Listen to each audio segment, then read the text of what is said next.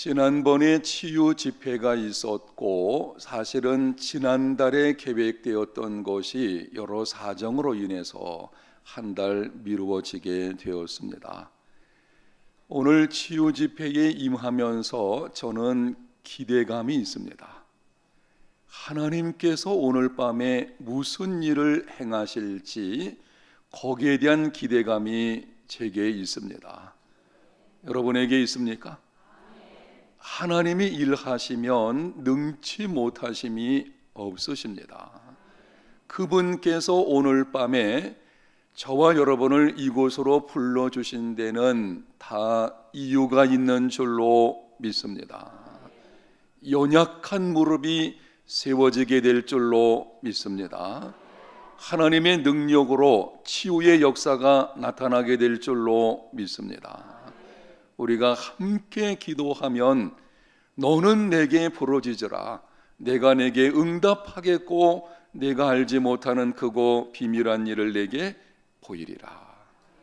그 하나님의 약속을 붙들고 우리가 오늘 밤에 간구하게 될 것인데, 하나님의 크신 능력의 역사를 우리가 보게 될 줄로 믿습니다.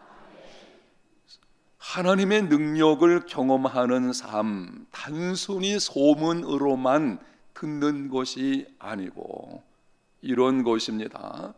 어떤 사람이 서서 간증하기를 하나님이 내 삶 속에서 이렇게 역사하셨습니다 라고 하는 그것이 그 사람으로 끝나는 것이 아니고 나의 것이 되게 하는 것. 그래서 내가 하나님의 능력을 경험하고 이제는 소문으로만 믿는 믿음이 아니고 경험으로 믿는 믿음으로 나아가는 삶이 되어야 합니다.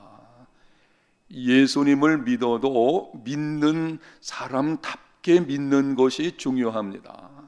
근데 예수님 믿는 그 믿음 가지고서 정말 그리스도인답게 살려고 하면 소문으로만 듣는 믿음으로는 부족합니다.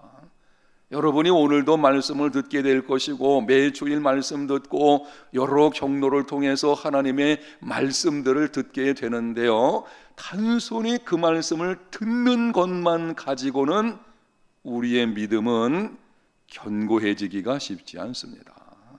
흔들림이 없는 확신을 가지고 어떤 상황 속에서도 기쁨을 잃어버리지 않고 증인의 삶을 살아내려고 하면 소문에서 경험으로 나아가는 삶이 되어야 합니다. 오늘 밤에 그리고 여러분의 주어진 인생의 걸음에서 하나님의 능력을 늘 경험하는 삶이 되어야 할 것인데, 어떻게 하면은 하나님의 능력을 경험하는 삶을 살아갈 수가 있겠습니까? 오늘은 본문을 중심으로 해서 하나님의 능력을 경험하려고 할 때에 방해하는 장애물들이 있어요. 하나님의 능력을 내가 좀 맛을 보아야 되겠는데 그것을 방해하는 장애물들, 본문에서 적어도 3가지를 말씀을 하고 있습니다. 그 3가지 장애물을 어떻게 하면은 극복할 수 있을 것인지, 그래서 극복하는 중에 하나님의 능력을 경험하는 삶이 다 되시기를 바랍니다. 첫 번째는 한번 따라 합시다. 소문에 대한 부적용심을 극복하라. 말이 좀 어렵습니다. 부적용심이라는 말은 내게 적용하지 않는다, 그런 뜻입니다. 하나님의 능력을 경험하려고 할 때의 첫 번째 장애물이 무엇인가 하면 들려오는 하나님의 말씀을 내 삶에 적용하지 않으려는 것. 어떤 사람이 하나님의 살아계심에 대해서 간증하게 될 때에 그것을 그 하나님의 역사하심, 그 사람에게 역사하신 하나님, 나와 함께 하시는 하나님과 동일하신 분이신 줄로 믿습니다. 그 동일하신 하나님이 내게 어떤 말씀을 주시는데 그 말씀을 내 삶에 적용하려고 하지 않는 마음이 있어요. 우리 마음에 그런 것이 있거든요. 그것을 극복해야만 하나님의 능력을 경험할 수 있습니다. 본문에 보게 되면 한 번은 예수님께서 계시던 곳을 떠나서 두로 지방으로 가셨습니다. 이방인의 땅으로 가신 것입니다. 무슨 연고로 가셨는지는 잘 알지 못하겠지만 하여튼 예수님께서 두로 지방에 가셨습니다. 한 집에 들어가셔서 잠시 휴식과 은둔의 시간을 가지시려고 했습니다. 너무 바쁜 일정으로 지내시다가 이제는 내가 여기서 잠시쯤 휴식을 취하여야 되겠다. 그런데 숨길 수가 없었습니다. 더러운 귀신 들린 어린 딸을 둔 한 여자가 소문을 듣고 예수님을 찾아왔습니다. 본문 25절과 26절에 이렇게 기록합니다. 이에 더러운 귀신 들린 어린 딸을 둔 한 여자가 예수의 소문을 듣고 곧 와서 그 발 아래 엎드리니 그 여자는 헬라인이요 수로보니게 족속이라 자기 딸에게서 귀신 쫓아내 주시기를 간구하거늘. 여러분이 영상에서 보시는 것처럼 말씀의 색깔을 바꿔서 여러분에게 보여드리고 있습니다. 이 말씀에서 주목할 것은 소문을 듣고 와서 발 아래 엎드려 간구하였다. 따라합시다. 소문을 듣고 와서 간구하였다. 무슨 말씀입니까? 여인은 예수님에 대한 소문을 들었을 때에 그냥 소문으로 지나가지 않았어요. 소문을 들었을 때 그 소문을 내게 주는 말씀으로 받은 것입니다. 아, 그래, 예수라고 하는 분, 그분에 대한 소문이 나에게 주어지는 것이고 내가 그분에게 찾아가면 안고 있는 문제를 반드시 해결해 주실 것이라고 하는 들려온 소문을 나의 것으로 삼고 예수님을 찾아왔습니다. 그 발 앞에 엎드려서 간구했습니다. 하나님의 능력을 경험하려면 소문을 자신의 것으로 삼아야 합니다. 예수님의 소문, 하나님의 능력에 대한 소문을 듣게 되면 사람들이 여러 가지 반응을 보이게 되는데요. 이 여러 가지 반응들을 잠시 말씀드릴 때에 혹시 여러분 중에 잘못된 반응이 있을지 모르겠어요. 한번 점검해 보시는 시간이 되었으면 좋겠습니다. 첫 번째로 이런 반응을 보이는 사람이 있습니다. 소문은 소문일 뿐이지 소문을 어떻게 다 믿나? 그 예수에 대한 소문, 하나님의 능력, 하나님의 치유 역사에 대한 소문, 뭐 소문은 소문일 뿐인 것이지 어떻게 그것을 다 믿을 수가 있나? 온갖 일을 불확실하다고 보고 의심하는 사람들이 있습니다. 이런 사람들을 회의주의자 이렇게 말하는 것입니다. 하나님의 능력이 나타났대.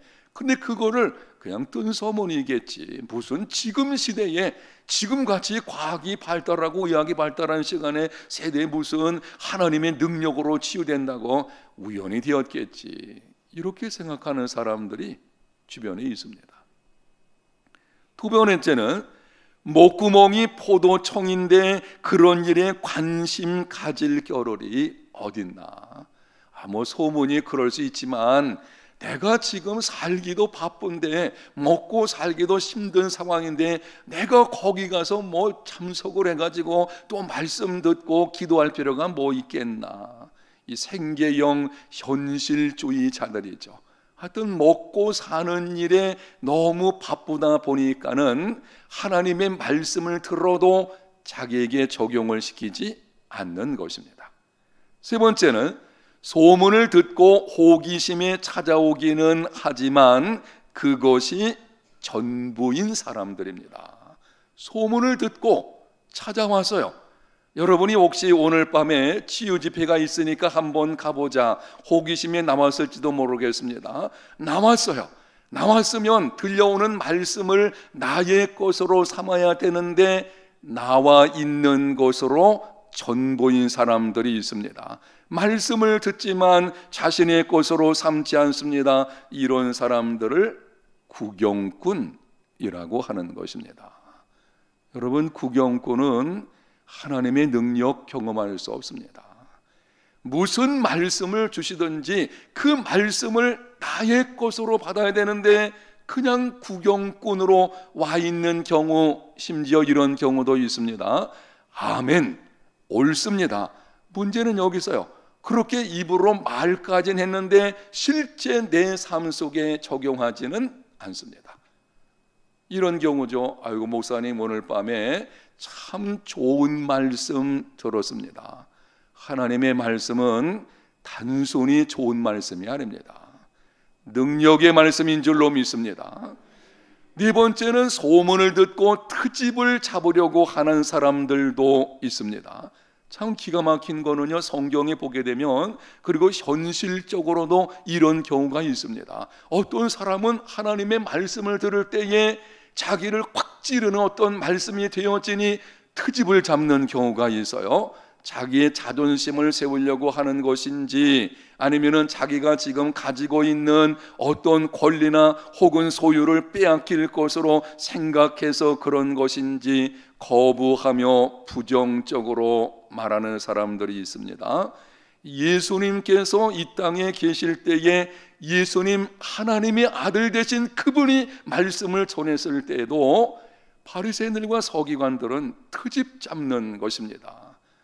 이런 경우에 기득권을 가진 자들이 많이 해당이 되겠죠. 다섯 번째는 소문을 들을 때에 자신에게 주시는 말씀으로 받습니다. 하나님의 말씀으로 받아 순종합니다. 그러므로 하나님의 능력을 경험하는 사람들이 있습니다. 참여자들인 것이고 오늘 밤에 나오신 여러분들이 되시기를 축복합니다. 하나님의 말씀이 들려질 때에 하나님의 말씀으로 받아가지고 아멘, 그렇게 말씀을 받고는 내 삶을 살펴보고 내 삶에 적용하는 것입니다. 이해되지 않아도 서두에 제가 이렇게 선포했어요. 오늘 밤에 하나님이 무슨 일을 행하실지 뭐가 된다고요? 기대가 된다 그래서요. 기대하는 게 믿음이에요. 여러분 기대하십니까? 우리는 어떤 결과가 올지는 알지 못합니다. 그러나 적어도 하나님이 일하실 것에 대한 기대감을 갖자라고 했을 때에 그거를 아멘으로 받으면은요, 그때부터 우리가 기대해야 돼요. 야, 하나님이 어떻게 행하실지 우리가 한번 기도하고 기대해 보자. 하나님의 살아계심을 한번 이 밤에 우리가 경험을 한번 해보자. 그렇게 결심하고 자기 삶 속에 적용되어질 때에 바로 그때에 하나님의 능력을 경험하는 일이 일어나게 되는 것입니다. 평소에 건강하셨던 나이 많은 한 집사님이 있었습니다. 하루는 몸이 이상해서 병원에 갔더니 위암 판정을 받았습니다. 기막힌 일이죠.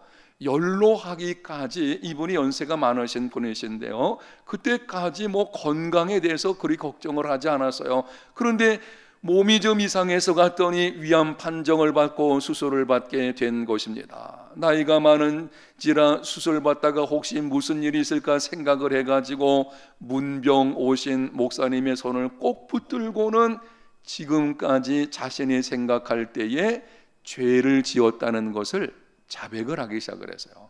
목사님, 제가 인생을 보니까 이런 문제가 있었는데 정말 잘 잘못된 것입니다. 이런 일이 있었습니다. 이렇게 이제 혹시 마지막이 될지 모를까 하는 생각으로 그렇게 고백을 했는데요, 그때 목사님은 성경을 펴서 이사야서 41장 10절을 조용히 읽어 주었습니다. 두려워하지 말라, 내가 너와 함께함이라. 놀라지 말라, 나는 네 하나님이 됨이라. 내가 너를 굳세게 하리라. 참으로 너를 도와주리라. 참으로 나의 의로운 손으로 너를 붙들리라. 아멘. 그 집사님은 이 말씀을 듣는 순간 자신의 것으로 삼았어요. 그래서 그 말씀을 종이에 적어놓고는 그 침상 머리맡에 이렇게 붙여놓고서 계속 그 말씀을 붙들고 기도하고 두려울 때마다 그 말씀을 암송하고 그렇게 계속하였더니 그 약속의 말씀이 살아 역사하면서 마음속에 있는 모든 두려움을 물러가게 만들었습니다. 그러자 그 말씀으로 인해서 평안이 찾아오게 되었고 수술도 잘 끝나고 이후에 건강한 모습으로 잘 살고 있다고 합니다. 사랑하는 성도 여러분, 하나님의 말씀은 역경을 이기는 힘을 가지고 있습니다. 여러분이 성경 말씀을 대할 때에 그냥 좋은 말씀으로 대하지 마세요. 이 말씀은 누구의 말씀입니까? 하나님 말씀이거든요. 하나님 말씀이라는 것은 그분은 살아계시고 약속하신 것은 반드시 이루시는 분이시거든요. 그래서 여러분이 하나님의 말씀을 들을 때에 정말 내게 주시는 말씀으로 받는다면 꽉 붙드세요. 놓으시면 안 돼요. 그리고 그 말씀을 붙들고 기도하고 그 말씀 붙들고 내 인생의 문제를 씨름하고 그 말씀을 의지하게 되면 말씀의 능력으로 말미암아 하나님의 능력이 나타나는 것을 경험하게 될 것입니다. 하나님의 말씀을 들을 때에 여러분에게 적용하는, 여러분 자신의 것으로 만드는 하나님의 능력을 경험하는 삶이 되시기를 바랍니다. 두 번째 장애물이 있는데요, 한번 따라합시다. 하나님의 침묵을 극복하라. 하나님의 능력을 경험하려고 할 때의 두 번째 장애물은 하나님의 침묵이에요. 아니, 내가 그렇게 기도했는데도 하나님이 침묵하시는 것입니다. 어떤 경우에는 금식하면서 정말 부르짖어 간구했음에도 하나님은 침묵하십니다. 나는 급한데 하나님은 도무지 급하시지 않습니다. 이것을 극복하지 못하면 낙심이 찾아오게 되고 기도의 자리를 떠나가게 됩니다. 하나님의 능력을 경험하려면 하나님의 침묵이라는 이 장애물을 극복해야만 합니다. 오늘 본문에 보게 되면 여인이 예수님을 찾아와서 간구했을 때에 예수님께서 어떻게 하셨습니까? 오늘 본문과 동일한 사건을 기록한 마태복음 15장 23절에 이렇게 기록을 합니다. 예수는 한 말씀도 대답하지 아니하시니 제자들이 와서 청하여 말하되 그 여자가 우리 뒤에서 소리를 지르오니 그를 보내소서. 여인이 찾아왔습니다. 예수님 앞에 엎드려서 간구했습니다. 나를 좀 도와주세요. 그런데 예수님께서는 한마디 말씀도 하지를 않으시는 것입니다. 예수님의 침묵이에요. 예수님이 계속 침묵하니까는 이제는 제자들이 답답한 거예요. 그래서 예수님께 말씀하시기를, 아니 선생님, 뭐라도 좀 말씀하셔서 이 여자를 좀 보내주세요. 뭐 된다든지 안 된다든지 뭔가 좀 응답을 하셔가지고 이 여인을 좀 보냈으면 좋겠습니다. 그런 상황까지 이르게 된 것입니다. 중요한 것은 그럼에도 이 여인은 그 간구를 결코 포기하지 않았습니다. 하나님의 침묵을 극복하는 방법은 결코 포기하지 않는 것입니다.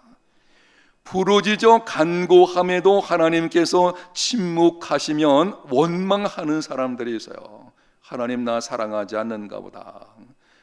어찌하여 가만히 보시고 계시는가? 왜 하나님이 침묵하시는가? 정말 그분이 살아계신다면, 내가 이 정도로 부르짖어 간구했다면 내게 무슨 말씀을 하시든지 할 것인데 하나님의 침묵하시는 경고는 여러 가지가 있거든요.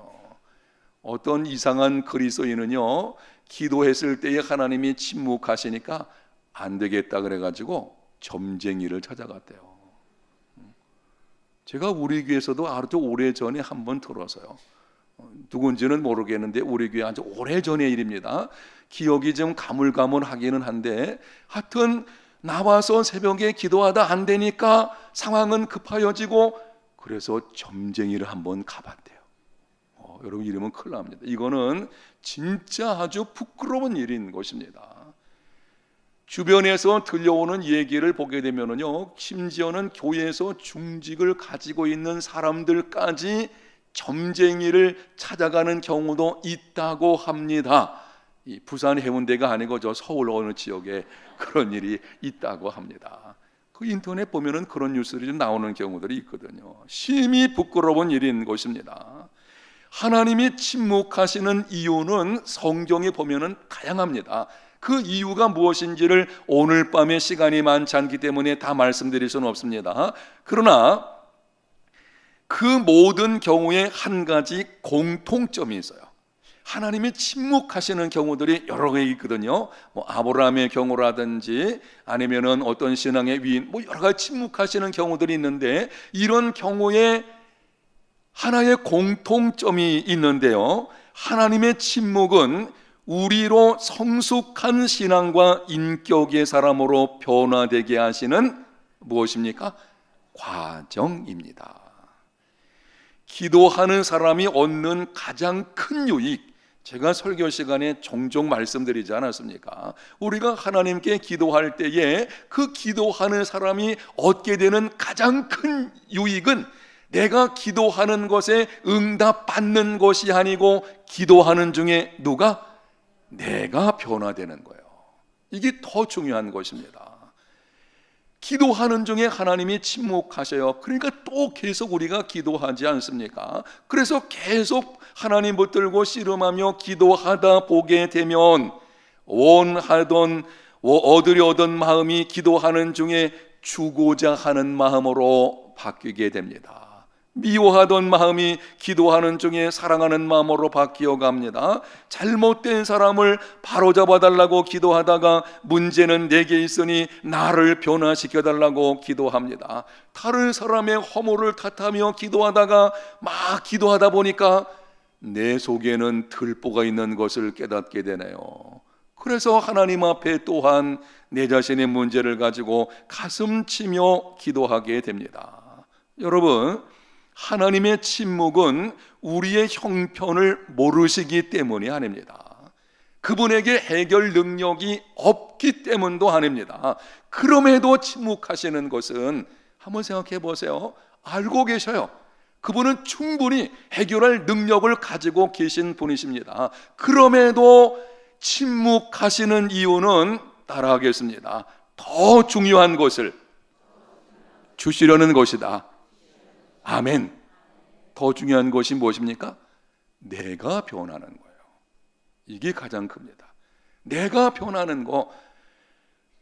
그래서 중요하기 때문에 다시 한번 말씀을 드리기 위해서요, 하나님의 침묵은 우리로 성숙한 신앙과 인격의 사람으로 변화되게 하시는 과정입니다. 이 분명한 사실을 아시고 기도하다가 포기하지 마십시오. 말씀에 순종하다가 포기하지 마십시오. 시험이 찾아와도 포기하지 않는, 결코 포기하지 않는 믿음의 사람이 되시기를 축복합니다. 믿음은 포기하지 않는 거예요. 포기하는 이유는 믿음이 없기 때문이에요.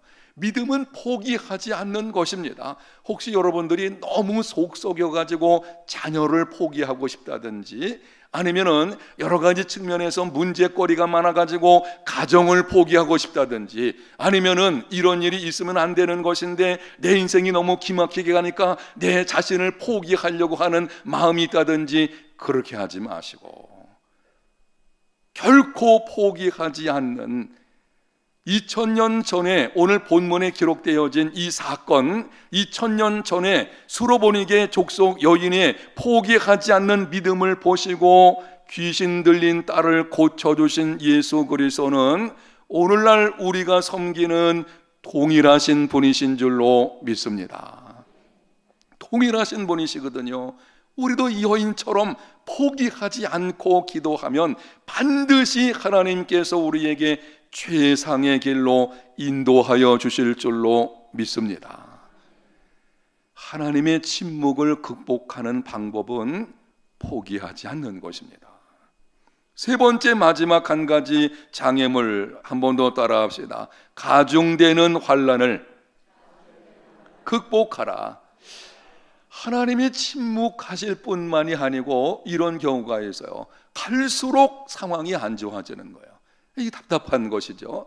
아니, 하나님 침묵하시는 것까지는 그래도 좀 이해할 수 있겠는데 이제는 모든 상황이 점점 어려워지고 설상가상으로 또 다른 기막힌 일이 내 인생에 찾아오고 막 이런 경우들이 있습니다. 이것을 극복하지 못하면 하나님의 사랑에 대한 의심이 생기게 됩니다.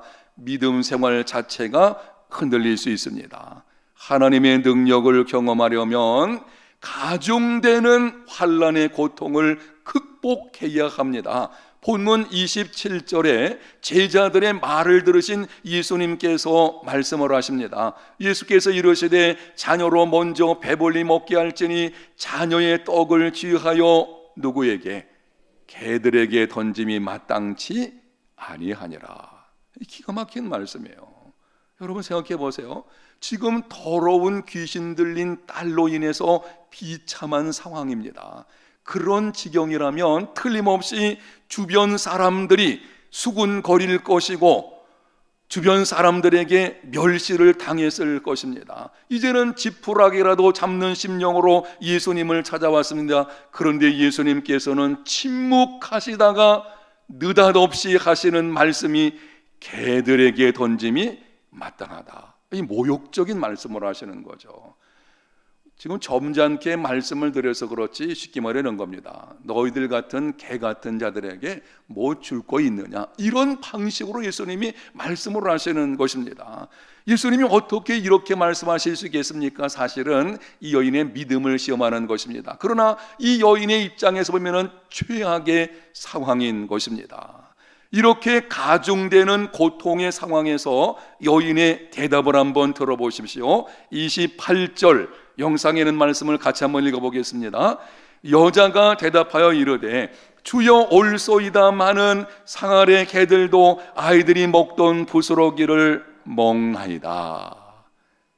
이 여인의 대답 한번 들려보십시오. 이렇게 말하는 것입니다. 주님 옳습니다. 나를 개 같은 존재라고 하셔도 괜찮습니다. 그렇게 말씀하신다고 해도 나는 그 말씀을 받겠습니다. 다만 개들도 아이들이 먹던 부스러기를 먹지 않습니까? 나에게도 부스러기 은혜를 좀 베풀어 주시옵소서. 이 모욕적인 말을 겸손하고 적극적이고 긍정적인 말로 바꾸었습니다. 참 놀라운 일이죠. 저는 이 여인의 대답을 가지고 한동안 씨름을 해봤는데요, 한 가지 질문을 하게 되었습니다. 최악의 상황에서 이러한 고백을 하다니 도대체 이 여인이 어디에 근거해서 이 고백을 하게 되었을까? 여러분 생각해 보세요. 기대를 가지고 찾아왔습니다. 주님이 침묵하십니다. 이 좋게 말해서 침묵이지 바꿔 말하면 그냥 내버려 두시는 거예요. 상관하지 않으시는 것입니다. 그런 상황이에요. 그런데 그런 상황에서도 계속 매달려서 간구했더니 모욕적인 말을 하십니다. 이런 상황인데도 이 여인이 놀랍게도 그것을 겸손히 받아가지고 적극적이고 긍정적인 말로 하고 있는 것입니다. 아니 도대체 이 여인이 어디서 이렇게 말할 수 있는 그 방법을 배운 것인지, 무엇이 이 여인으로 하여금 이렇게 말하게 만든 것입니까? 그것은 주님은 결코 나의 간구를 외면하지 않으실 것이라는 믿음에서 나오는 것입니다. 상황이 어떻게 가든지 아무리 극한 상황에 처하고 정말 불가능하게 보이는 그 상황이라고 할지라도 지금 상황이 불가능하죠. 아니 침묵하시다가 모욕적인 말까지 쓰시는데 더 이상 뭐 바랄 것이 있겠습니까? 근데 여인은 그때도 겸손히 간구하는 거예요. 그건 다른 데 있는 것이 아닙니다. 이분은 내가 구하는 것을 반드시 어떻게 해요? 들어주실 것이라, 그 믿음을 가지고 있는 것입니다. 반드시 나의 문제를 해결해 주실 것이라는 믿음, 그 전적인 신뢰의 믿음에서 이 말이 나오게 된 것입니다. 가중되는 환난과 고통을 극복하려면 주님을 향한 전적인 신뢰가 있어야 합니다. 이 여인의 믿음과 관련해 가지고 히브리서 11장 6절에 우리에게 이렇게 말씀을 하십니다. 믿음이 없이는 하나님을 기쁘시게 하지 못하나니 하나님께 나가는 자는 반드시 그가 계신 것과 또한 그가 자기를 찾는 자들에게 무엇을 상 주시는 이심을 믿어야 할지니라. 아멘. 오늘 밤에 여러분이 이 믿음을 가지고 간구하는 시간이 되시기를 바랍니다. 믿음이 없이는 하나님을 기쁘시게 할 수 없다. 하나님의 능력은 믿음으로 얻게 되는 것입니다. 어떤 믿음인가 하면 두 가지를 말씀하시고 있어요. 하나는 하나님이 계신 것. 여러분 하나님 계신 거 믿습니까? 그럼 두 번째 하나 남아 있습니다. 두 가지 중에 하나 남아 있어요. 그를 찾는 자들에게 반드시 상을 주신다고 하는 그 믿음을 가지고 오늘 밤에 간구하는 시간이 되시기를 바랍니다. 인생길을 걷다가 보게 되면 도저히 이해할 수 없는 시험이 찾아올 때가 있습니다. 가슴을 치며 탄식하죠. 왜 나에게, 왜 나의 가정에, 왜 나의 인생에 하나님이 이러한 일을 허락하시는지 도무지 이해되지 않습니다. 그때 이 말씀을 한번 붙들고 기도하십시오. 하나님께 나가는 자는 반드시 무엇을 주신다고요? 상을 주신다. 여러분 이 말씀 붙들고 오늘 밤에 간구하시고, 그리고 가중되는 환난이 있어도 이 말씀 붙들고 기도하십시오. 하나님 살아계시고 반드시 내게 상을 주실 것이다. 아멘. 이 여인의 믿음이 바로 이런 것입니다. 지금 상황이 이분이 내게 어떻게 한다고 할지라도 내가 간구하는 것 상 주실 것이라는 이 믿음, 이러한 세 가지 믿음을 보시고 극복한 거죠. 장애물을 극복하는 믿음을 보시고 예수님께서 말씀을 하셨습니다. 돌아가라, 귀신이 네 딸에게서 나갔느니라. 여인이 집에 가서 보니 딸아이가 침대에 누워 있는데 귀신이 나가고 온전해져 있는 것입니다. 예수님 딸아이가 있는 곳까지 가실 필요가 없으셔서요, 시공을 초월해서 말씀을 하시니 시공을 초월해 가지고 그분의 능력이 나타나게 되었습니다. 그분은 하나님의 아들이십니다. 오늘 밤에 그 주님의 능력을 경험하는 시간이 되시기를 축복합니다. 세 가지 장애물 여러분 잘 기억하시고, 여러분에게 이러한 상황이 다가오게 되어져 있어요. 우리 믿음 생활에서 실제적인 세 가지 측면이거든요. 이런 장애물들을 잘 극복함으로 하나님의 능력을 경험해서 소문에서 경험으로 나아가는 오늘 밤에 나오신 여러분들이 꼭 되시기를 예수님 이름으로 축복합니다.